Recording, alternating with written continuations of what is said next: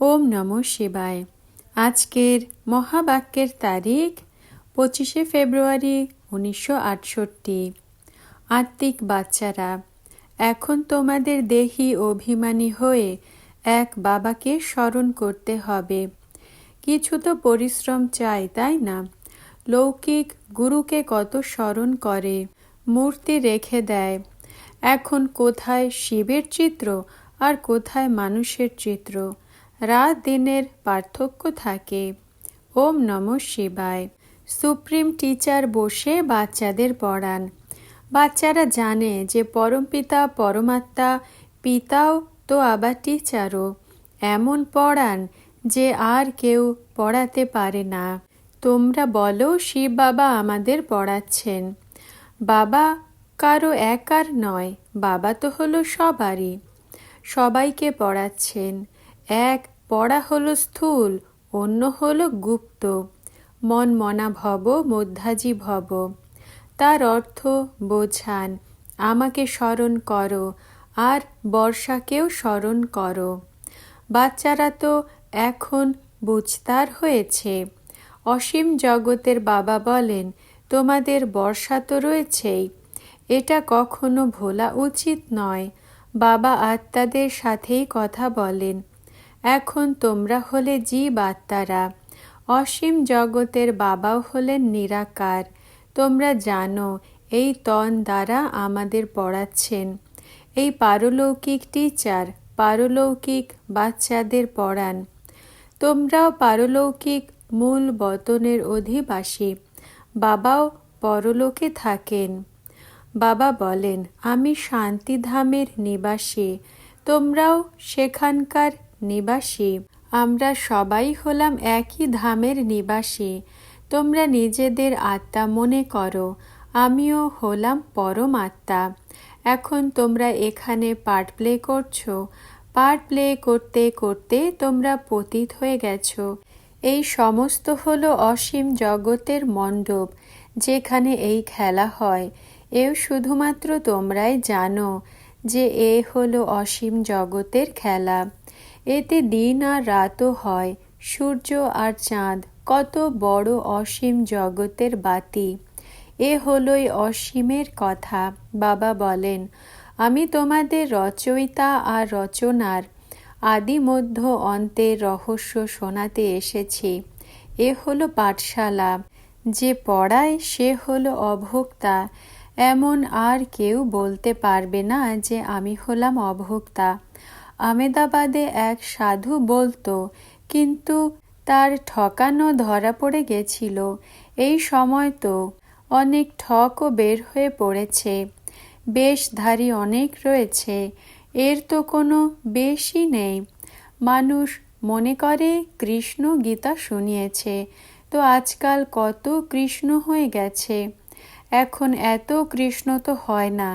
এখানে তো শিব বাবা এসে আমাদের পড়ান, আত্মাদের শোনান। তোমাদের বারবার বলা হয়েছে নিজেকে আত্মা মনে করে আত্মা ভাইকে শোনাও। বাবার নলেজ আমরা ভাইদের শোনাই। মেল অথবা ফিমেল দুই হলো ভাই, ব্রাদার্স। এই জন্য বাবা বলেন, তোমরা সব হলে আমার বর্ষার অধিকারী। এমনিতে তো ফিমেলসদের বর্ষা মেলে না, কারণ তাদের শ্বশুর বাড়ি যেতে হয়। এখানে তো সব হলোই আত্মারা। অশরীরী হয়ে ফেরত যেতে হবে ঘরে। এখন যে তোমাদের জ্ঞান রত্ন মেলে তা অবিনাশী রত্ন হয়ে যায়। আত্মাই জ্ঞানের সাগর হয়। আত্মাই সব কিছু করে, কিন্তু মনুষ্যের দেহ অভিমান হওয়ার কারণে দেহি অভিমানী হয় না। এখন তোমাদের দেহি অভিমানী হয়ে এক বাবাকে স্মরণ করতে হবে। কিছু তো পরিশ্রম চাই না? লৌকিক গুরুকে কত স্মরণ করে, মূর্তি রেখে দেয়। এখন কোথায় শিবের চিত্র, কোথায় মনুষ্যের চিত্র? রাত দিনের পার্থক্য থাকে। সেই গুরুদের ফটো পরে নেয়। পতিদের ভালো লাগে না যে অন্যের ফটো পরে। হ্যাঁ, শিব বাবার পড়লে তো তা সবারই ভালো লাগবে, কারণ তিনি তো পরমপিতা পরমাত্মা, তাই না? তাঁর চিত্র তো হওয়া উচিত। তিনি গলার হার বানান, তোমরা রুদ্রমালার মতি হবে। এমনিতে তো সমস্ত দুনিয়া রুদ্রমালাও, আবার প্রজাপিতা ব্রহ্মারও মালা। ওপরে বংশাবলী তো রয়েছে না, সেটা হয় সীমিত জগতের বংশাবলী, এ হলো অসীম জগতের কথা। যে মনুষ্য মাত্র রয়েছে সবারই মালা রয়েছে। আত্মা কত ছোট থেকে ছোট বিন্দু হয়, একদম ছোট বিন্দু। এভাবে বিন্দু দিতে থাকলে অগণিত হয়ে যাবে, গুনতে গুনতেই তোমরা ক্লান্ত হয়ে যাবে। বুদ্ধিতে এটা থাকা উচিত। এই আত্মাদের ঝাড় কত ছোট হবে। ব্রহ্মতে অনেক অল্প জায়গায় থাকে, তারা আবার এখানে আসে পার্ট প্লে করতে, তো তখন এখানে কত লম্বা চওড়া দুনিয়া হয়। কোথাও কোথাও অ্যারোপ্লেনে যায়, সেখানে তো অ্যারোপ্লেন আদির দরকারই নেই। আত্মাদের কত ছোট ঝাড়, এখানে মানুষের কত বড় ঝাড়। এই সব হলো প্রজাপিতা ব্রহ্মার সন্তান, যাকে কেউ অ্যাডাম আদিদেব বলে থাকে। মেল হয় তো ফিমেলও অবশ্যই হয়। এ হলো তোমাদের প্রবৃত্তি মার্গ।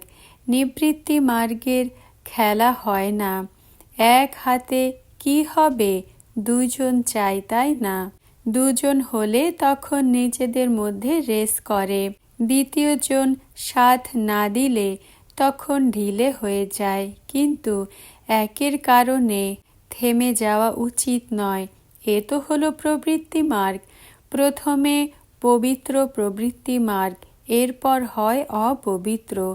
এখন তো এই পতিত ভ্রষ্টাচারী দুনিয়া বলেও থাকে, কিন্তু যথার্থ রীতি বোঝে না। প্রথমে এই লক্ষ্মী নারায়ণের রাজ্য ছিল, পবিত্র প্রবৃত্তি মার্গ ছিল। এরপর পরবর্তীতে এই নিবৃত্তি মার্গের হঠ যোগীরা হঠ যোগ আদি শেখায়। তার দ্বারা কারো গতি সদ্গতি হয় না, নামতেই থাকে। তোমাদের বুদ্ধিতে রয়েছে এই ঝাড় কি করে বাড়ে, কি করে অ্যাড হতে থাকে, এমন ঝাড় কেউ বের করতে পারে না। কারোই বুদ্ধিতে রচনার আদি মধ্য অন্তের নলেজ নেই। এই জন্য বাবা বলেছিলেন যে এও লেখো, আমরা রচয়িতার দ্বারা রচয়িতা আর রচনার আদি মধ্য অন্তের নলেজ পেয়েছি। আমরা বোঝাতে পারি, তারা তো না রচয়িতা আর না রচনাকে জানে। যদি পরম্পরা এই জ্ঞান চলে আসে তো তাহলে তো বলবে, তোমরা বাচ্চারা ছাড়া আর কেউ বলতে পারে না। তোমরা জানো আমরা ব্রাহ্মণদেরই পরমপিতা পরমাত্মা পড়িয়ে থাকেন। আমরা ব্রাহ্মণদেরই উত্তম উঁচুর থেকে উঁচু ধর্ম রয়েছে। চিত্র অবশ্যই দেখাতে হয়, চিত্র ছাড়া কারো বুদ্ধিতে বসে না। চিত্র অনেক বড় হওয়া উচিত।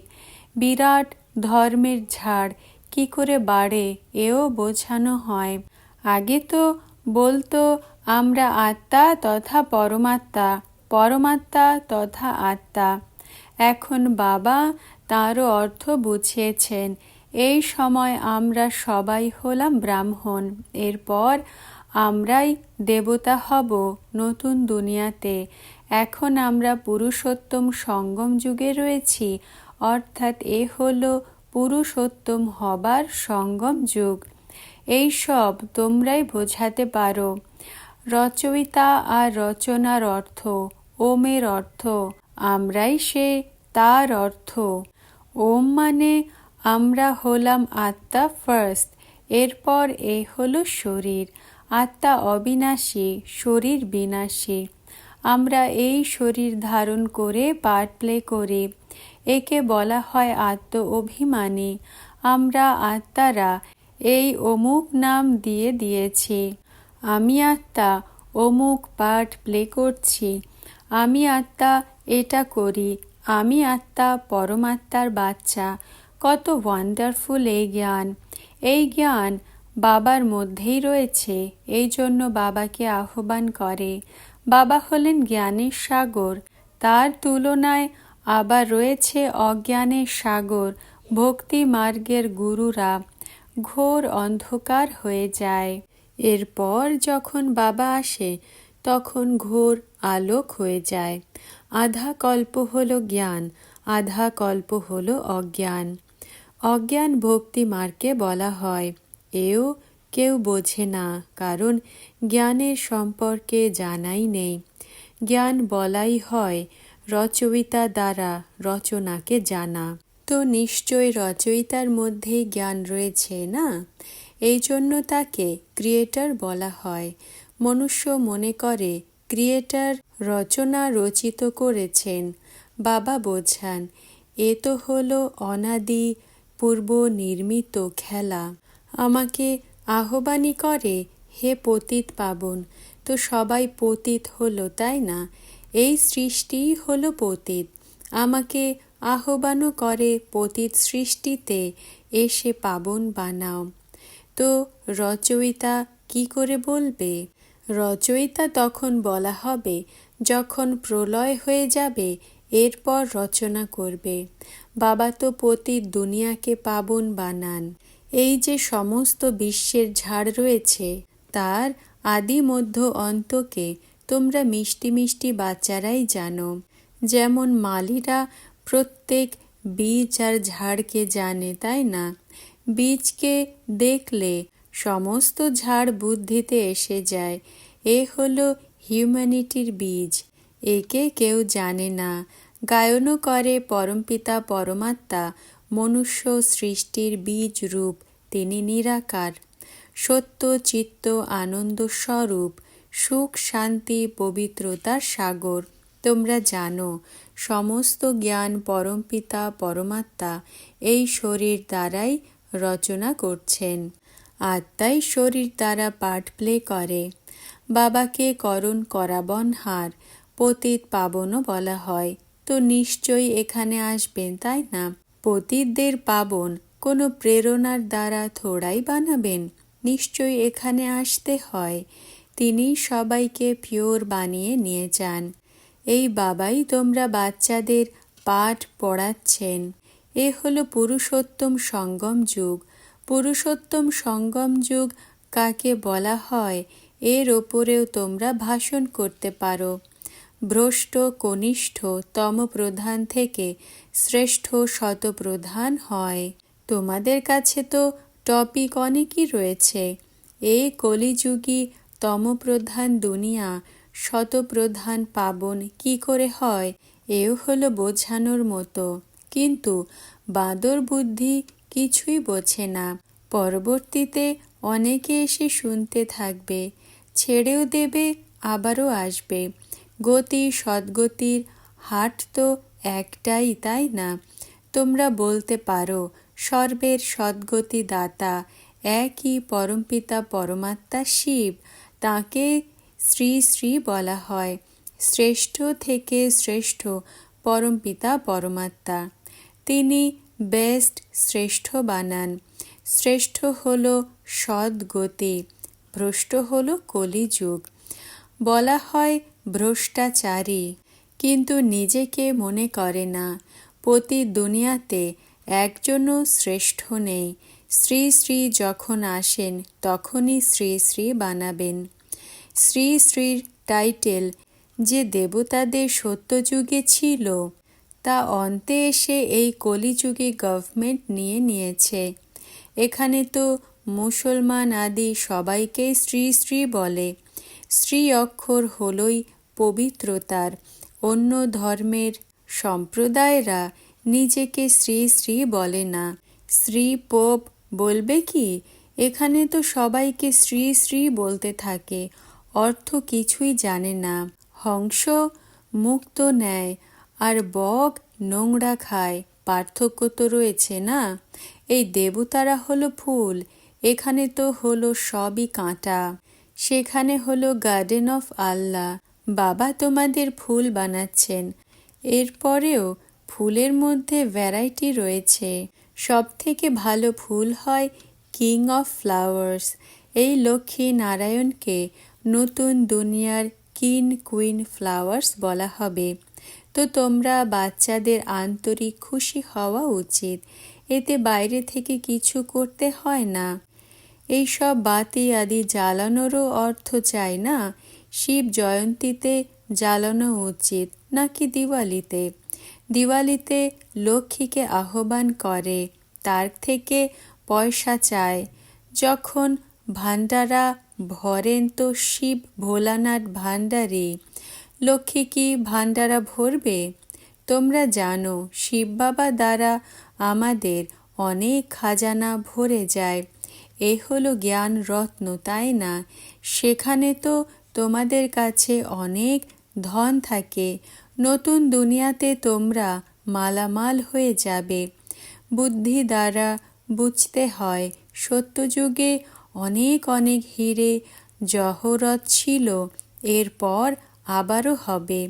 মানুষের হৃদয় বিদীর্ণ হয় যে এই সব শেষ হয়ে যাবে, আবার কোথা থেকে আসবে? সব খনি তো খালি হয়ে গেছে, পাহাড় আদি ভেঙে গেছে, এরপর কি করে হবে বলো? হিস্ট্রি রিপিট হয়, যা কিছু ছিল তা আবারও হবে। তোমরা বাচ্চারা পুরুষার্থ করছো স্বর্গের মালিক হতে। স্বর্গের হিস্ট্রি জিওগ্রাফি আবার রিপিট হবে। গীতেও রয়েছে, বাবা তুমি তো সমস্ত সৃষ্টির সমস্ত সমুদ্র সমস্ত পৃথিবী আমাদের দিয়ে দিলে, কেউই ছিনিয়ে নিতে পারে না। তার তুলনায় এসব কি? একে অপরের জমির জন্য, জলের জন্য, ভাষার জন্য লড়তে থাকে। স্বর্গের রচয়িতা বাবার জন্মদিন পালন করা হয়। নিশ্চয় তিনি স্বর্গের বাদশাহী দিয়েছিলেন। এখন তোমাদের বাবা পড়াচ্ছেন। এখানে তোমাদের শারীরিক নাম রূপ থেকে পৃথক হয়ে নিজেকে আত্মা মনে করতে হবে, পবিত্র হতে হবে, হয় যোগ বলের দ্বারা, না হলে তো সাজা খেয়ে। তখন পদও কম হয়ে যাবে।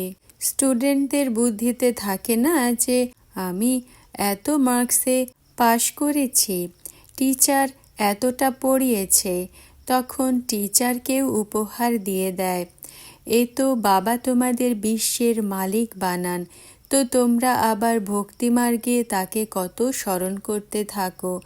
বাকি বাবা উপহার আদি কি করবেন? তিনি তো হলেন অভোক্তা, না? আমরা তাকে কি উপহার দেব? সেখানে তো তাকে স্মরণও করবে না। বাবা বলেন, আমি তোমাদের বিশ্বের বাদশাহী দিয়ে থাকি। এ হলো পুরনো ছি ডাটি দুনিয়া। তখন তো আমাকে আহ্বান করো। তোমরা আমার এতটা অপকার করে এসেছ, আমি তবুও উপকার করি, পতিত থেকে পাবন বানাই। অসীম জগতের বাবা, তাই না? আমার মধ্যে রচনার আদি মধ্য অন্তের জ্ঞান রয়েছে, যা তোমাদের শুনিয়ে থাকি। তোমরা এখন শুনে থাকো, আবার পরে ভুলে যাবে। 5000 বছর পরে আবারও চক্র পূর্ণ হবে। তোমাদের পার্ট কত লাভলি, তোমরা শতপ্রধান লাভলি হয়ে যাও, এরপর তমপ্রধানও হয়ে থাকো। তোমরাই আহ্বান করো, বাবা এসো। তিনি হলেন টিচার, তো তার শ্রীমতে চলা উচিত না, গাফিলতি করা উচিত না। কোনো কোনো বাচ্চা মতভেদে এসে পড়াই ছেড়ে দেয়, শ্রীমতে চলে না, পড়বে না। তাহলে তো ফেলও তোমরাই হবে। এ হলো দেহ অভিমান। বাবা বলেন, নিজের ওপরে দয়া করো। প্রত্যেককে পড়ে নিজেকে রাজ তিলক দিতে হবে। বাবার তো হলো পড়ানোর ডিউটি, এতে আশীর্বাদের কোনো কথা নেই। তাহলে তো সবার ওপরেই করতে হবে। এই কৃপা আদি ভক্তিমার্গে প্রার্থনা করে, এখানে এসব কথা নেই। এখানে তো তোমাদের রোজ পড়তে হবে, বাবাকে স্মরণ করতে হবে, আর দৈবী গুণও ধারণ করতে হবে। আচ্ছা, ওম নমঃ শিবায়। আজকের বরদান, কম্বাইন্ড রূপধারী ভব। ব্যাখ্যা: তোমরা বাচ্চাদের কখনোই একা মনে করা উচিত নয়। সদা কম্বাইন্ড রূপ শিব শক্তির রূপের স্মৃতিতে থাকতে হবে। এর প্রভাব প্রকৃতি আর ব্যক্তির ওপরে পড়বে। তোমাদের ওপরে হামলা করতে পারবে না। এক কদমের দূরত্বেও সেফ থাকবে। শস্ত্র হয়েও শস্ত্র নির্বল হয়ে যাবে। এজন্য সদা নিজেকে কম্বাইন্ড স্বরূপ শিব শক্তি স্বরূপ অনুভব করো। ওম নমঃ শিবায়।